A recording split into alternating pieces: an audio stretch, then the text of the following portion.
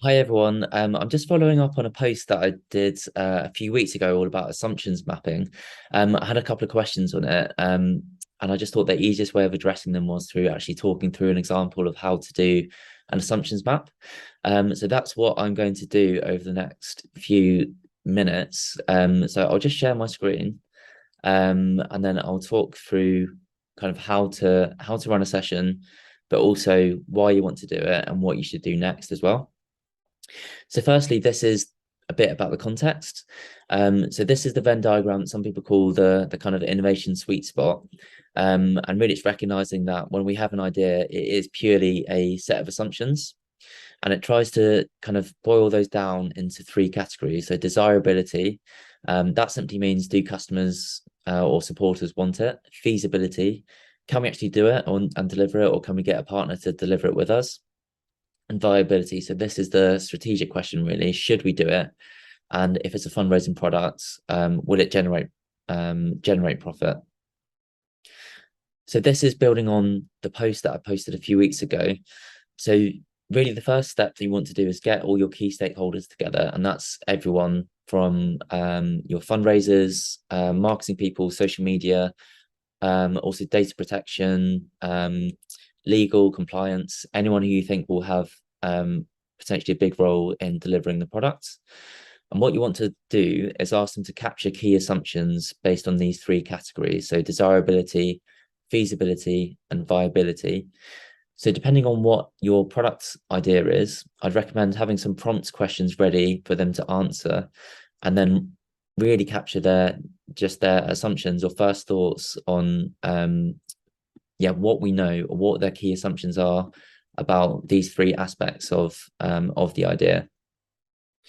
And after you've done that, it's time to kind of map them out on an assumptions map. And this is where you start to get clarity about what you know and don't know, and also what's important and unimportant.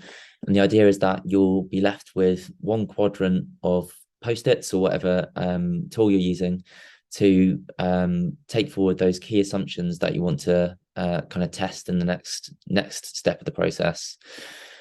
So, as I said, I will talk through an idea. So, the idea I've chosen is a virtual in-memory walk taking place in July, and it's going to be a Facebook challenge. So, what I'll do is actually I'll take these out of the map so I can illustrate it better as an example. Um, let's start with desirability, for instance. So, it might be that one of the key assumptions that someone has is that people will actually do an in-memory themed virtual event. So, for example, the feedback you might get is that actually we know traditionally in mem events are traditionally in person because people like that in-person experience of meeting like-minded people, etc. At which case you'd go, well, this is clearly an important assumption that people would actually do an in-mem themed virtual event.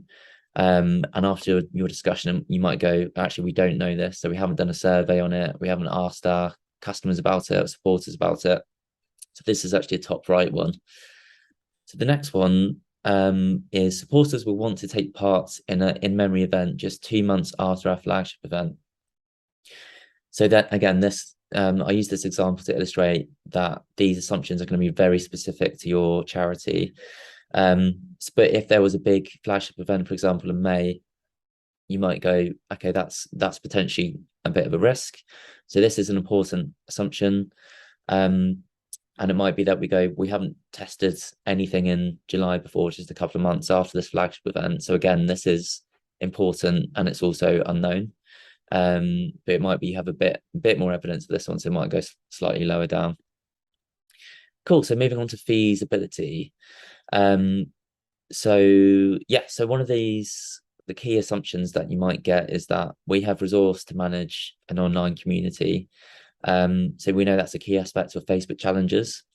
So again, you might, as a team, get together and go, do we think this is important? And you might go, actually, we've got evidence that this is actually quite an important way of boosting income.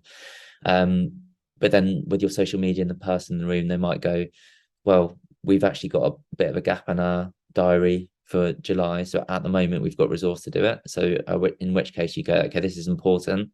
But we also know that this is true. or likely to be true, in which case it can go around here. Cool. So the next assumption is we have the resources to send every participant a t-shirt. So again, this is a key kind of value exchange aspects for the Facebook challenges. So this one you might go, okay, this is potentially not as important as the other assumptions we talked about. So it goes further down the scale here. And then if you got, depending on who you've got in the room, they might go, well, we've got a fulfillment center who are always sending out t-shirts, so it shouldn't be too difficult. And you might discuss that and go, actually, yeah, we know we can do this. It's not a big issue. And we go, okay, it's fairly unimportant and we think we can do it. So it will go here. Cool. So moving on to viability. So we can get 2,000 supporters to raise over £100 each. So this might be from some calculations that your fundraiser's done, for instance. So you might go, okay, so this event is all about raising income. So we go, yeah, this is important. And as you have your discussion, you might uncover some data that of the last event that we did last year, actually we did 150 people for our last, so we did £150 was the average raised. So we know that this is an important assumption, but we know that we can kind of do that.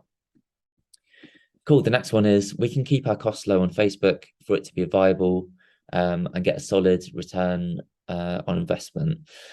So again, this is all about making money, this product. So we know it's important, but it might be that we go, that it's a bit of an unknown. Things with Facebook are generally quite unknown, I think. So it might be we need to talk to a digital marketing specialist about this, or talk to our peers in the sector to get a better idea of how other charities are planning to do their Facebook buying. So this one might go, okay, it's important, not quite as important as the other ones, and it's relatively unknown, at which point, in which case we'd put it here. Cool. So that's it in a nutshell. That's an example of how you can kind of map your assumptions. So in terms of next steps, what you do, so the next step is obviously to design tests and experiments, and that's focusing on your top right quadrant. So these are the ones that are most unknown, and these are the ones that are most important. So for instance, people will do an in-mem themed virtual event. So basically we need to kind of try and validate that as soon as possible, and that's your priority. And the other tip for this is always prioritize desirability first. So for instance, you might for example, try and work out the feasibility aspects of it. So you might spend quite a long time going, how are we going to send out all these t-shirts, and how are we going to resource that? You might have to talk to suppliers, you might have to talk to your retail team, and this can kind of drag on for a few weeks or a month. In which case you don't even know if the event itself is appealing. So that might be a total waste of time. So that's why we kind of recommend that you always focus on desirability first. Cool. And yeah, just a quick summary. So what are the key benefits of assumptions mapping? So firstly, it helps build consensus across a multidisciplinary team. So it gets people kind of really thinking about the products, thinking about what's possible in terms of desirability, feasibility, and viability. You also get buy-in for your next phase as well, which is all about testing. So your stakeholders will have a really clear understanding of why you're prioritizing that test and why you're doing that test. And most importantly, it gives you a clarity on what you know, what you don't know, what's important, and it gives you a kind of a roadmap forward for testing. Yeah, and I think that is it in a nutshell. But yeah, hopefully that was helpful for you guys who are watching. I'm looking to post a bit more content, so if you have any feedback, that would be super helpful. So if there's anything I missed, anything that I didn't explain properly, let me know, and I will try to. And if you have any other ideas for things that I can post, then please let me know as well. But yeah, that's me. Thanks very much.